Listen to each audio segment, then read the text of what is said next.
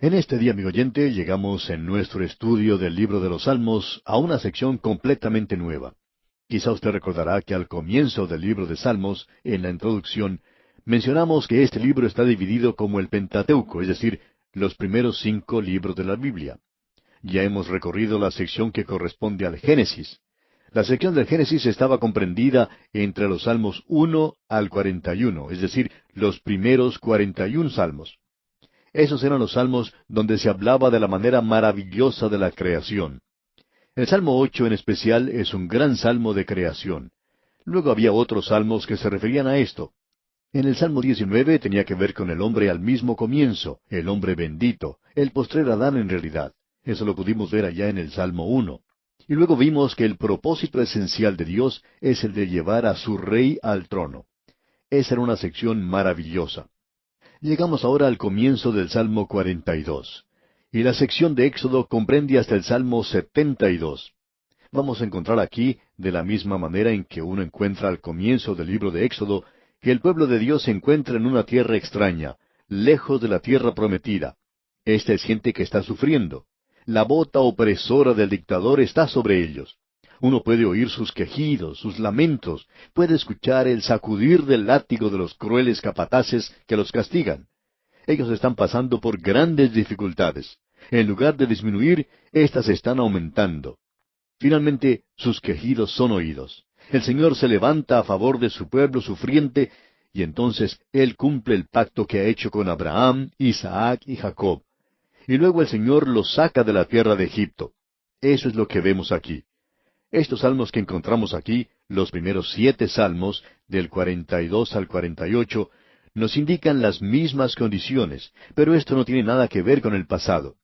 Tiene su objetivo en el futuro y revela las experiencias futuras del remanente de Israel.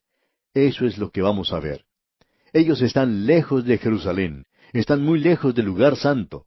Ellos están alejados de Jehová como lo estaban cuando se encontraban en Egipto. Encontramos en esta sección algo que uno no puede conocer ordinariamente simplemente leyéndolo. En la primera sección se puso el énfasis en Jehová o en el nombre de Dios. En esta sección se ha destacado Elohim.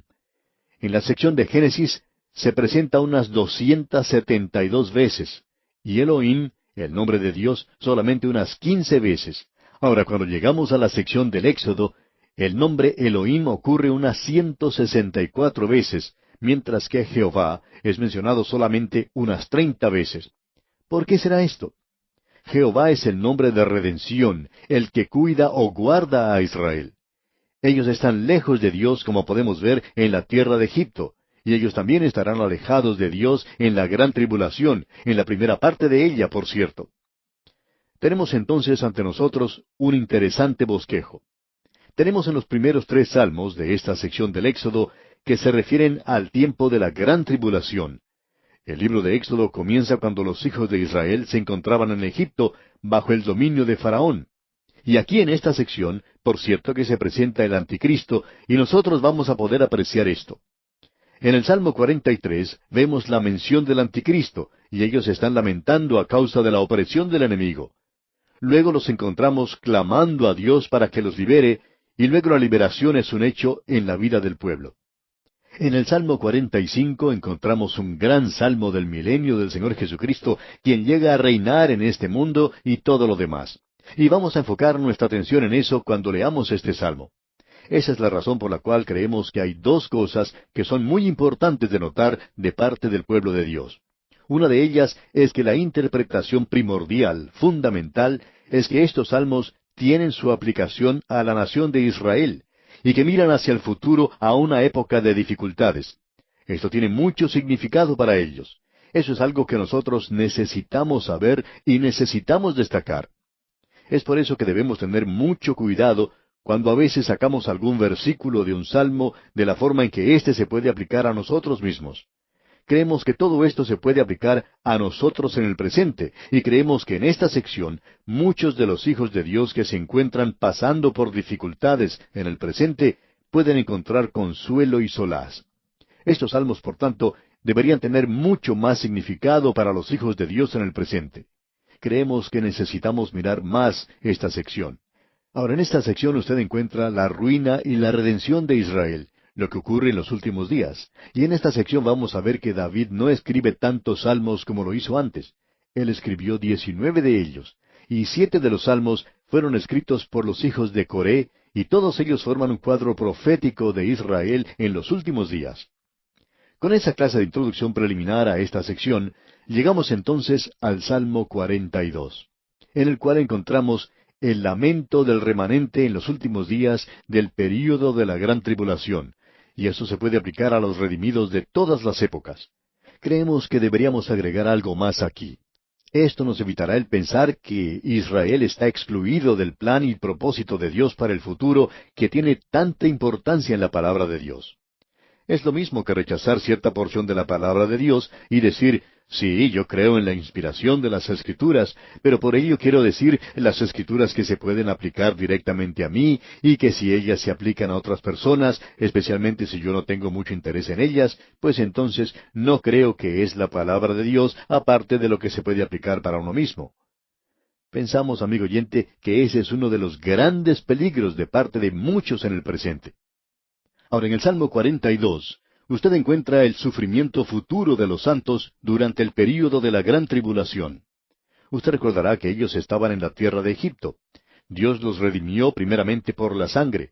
Durante la noche pasó el ángel de la muerte y la sangre se encontraba en los dinteles de la puerta. Era una redención por sangre. Se había sacrificado el cordero de la Pascua. Pero hay otro segundo aspecto de la redención que tomó lugar en el Mar Rojo. Esa es la redención por poder. Y aquí tenemos, digamos de paso, la redención ante nosotros. La redención de ese entonces. Y esta gente está lejos de su propia tierra. Este es el remanente de Israel. Y vamos a mencionar algo más, aunque no tenemos mucha introducción aquí, pero creemos que esto es muy importante para nosotros, para que podamos comprender bien estos salmos. Otra cosa que creemos es algo maravilloso de notar en esta parte, es que aun cuando estos salmos tienen una aplicación maravillosa para cada uno de nosotros en el presente, debemos reconocer que es primordialmente para el remanente. Y cuando decimos remanente, no queremos decir toda la nación. Debemos tener esas dos cosas en mente. Cuando usted dice Israel, el pueblo elegido, usted siempre se está refiriendo al remanente, no a la nación completa. Cuando usted, amigo oyente, dice la iglesia, ¿qué es lo que quiere decir? ¿Es acaso la iglesia la suma de todas las denominaciones e iglesias? No, amigo oyente, no creemos que sea así. La iglesia está formada por el cuerpo de creyentes que están en Cristo, y ellos no llegan a ese punto al haber simplemente inscrito sus nombres en el registro de una iglesia, o al unirse a una iglesia, o al pasar por alguna ceremonia. Solamente lo pueden hacer mediante una relación personal con Cristo. Así es que debemos hacer siempre una diferencia entre la iglesia organizada, la iglesia visible, como se la llama generalmente, y la iglesia invisible. Siempre hemos dicho que la iglesia invisible era demasiado invisible los domingos por la mañana y en los cultos a mitad de semana. Muchas personas pensaban que esa era la iglesia invisible. Pero la iglesia invisible es en realidad la que se ve. Creemos que uno nota eso cuando estudia la palabra de Dios. La palabra de Dios es como un campo radioactivo. Y si uno quiere saber si existe uranio, por ejemplo, en algún lugar, uno usa un detector Geiger. Y si uno quiere saber si una persona es genuina, pues hay que utilizar la palabra de Dios como un detector, y de esa manera puede uno darse cuenta si lo es. Si no lo es, nada sucede. Pero si esas personas se interesan en la palabra de Dios, y la aguja en el detector Geiger comienza a agitarse de un lado a otro, ellos quieren conocer la palabra de Dios, y entonces decimos, allí hay verdaderamente un Hijo de Dios que ha renacido. Usted puede darse cuenta que esa es una buena regla para seguir. Así es que estamos hablando aquí entonces acerca del remanente. Y este salmo es otro salmo masquil. Eso quiere decir un salmo de instrucción, un salmo de enseñanza, y es de los hijos de Coré. Usted recordará que Coré fue el promotor de una rebelión, y él era el bisnieto de Leví, y Dios lo ajustició a causa de la rebelión que él promovió contra Moisés y Aarón. Pero usted se puede dar cuenta de que eso no cayó también sobre sus hijos. En el libro de Números vemos que Dios dejó bien en claro que ese juicio no cayera sobre los hijos de Coré, y por tanto los tenemos aquí a ellos solos. Ellos son quienes escribieron estos salmos, y son bastante maravillosos.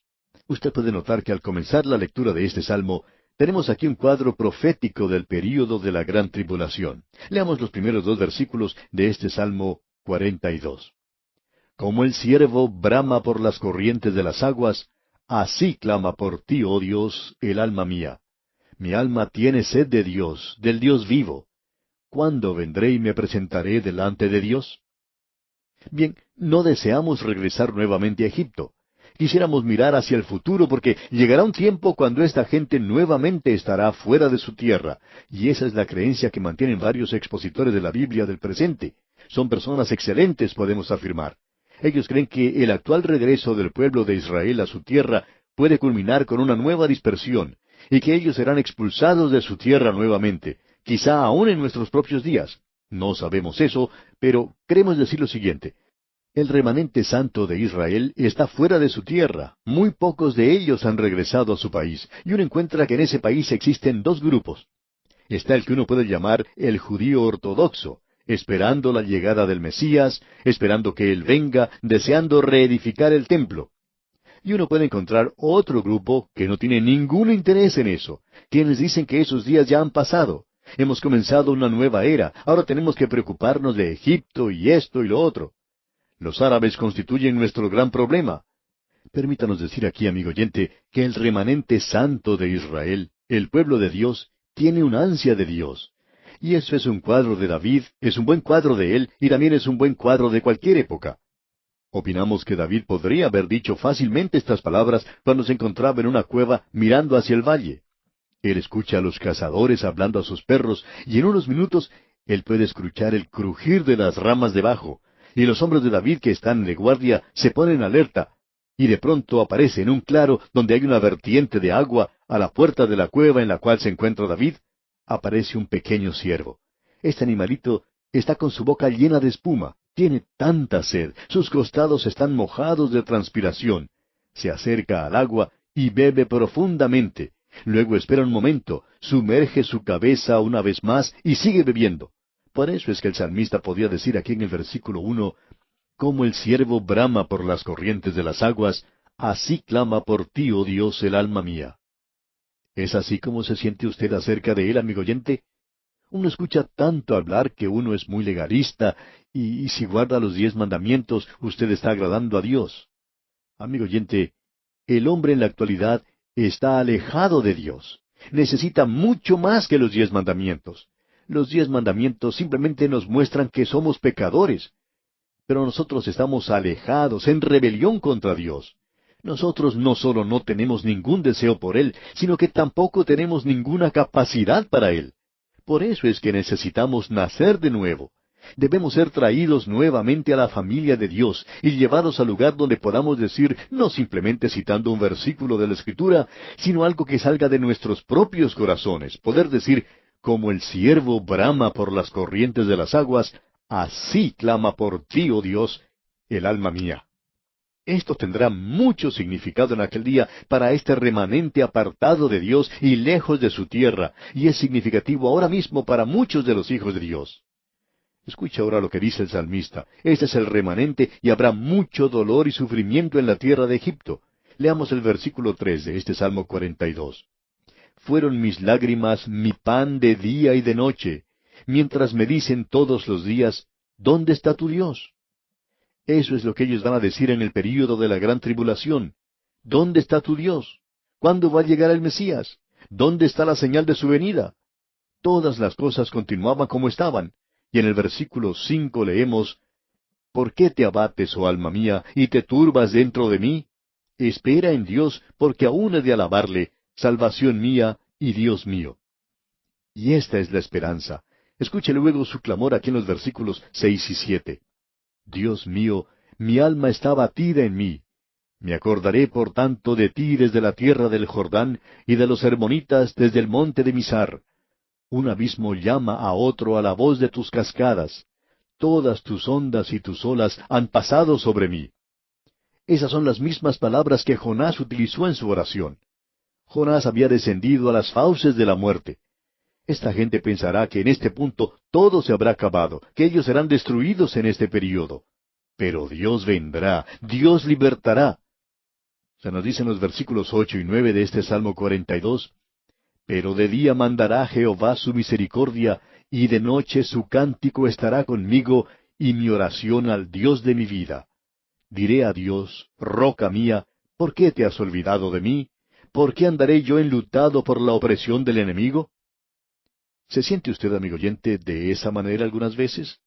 De seguro que muchos de nosotros hacemos eso. Pero Él no hace eso. En el versículo 11 termina diciendo, ¿por qué te abates, oh alma mía, y por qué te turbas dentro de mí?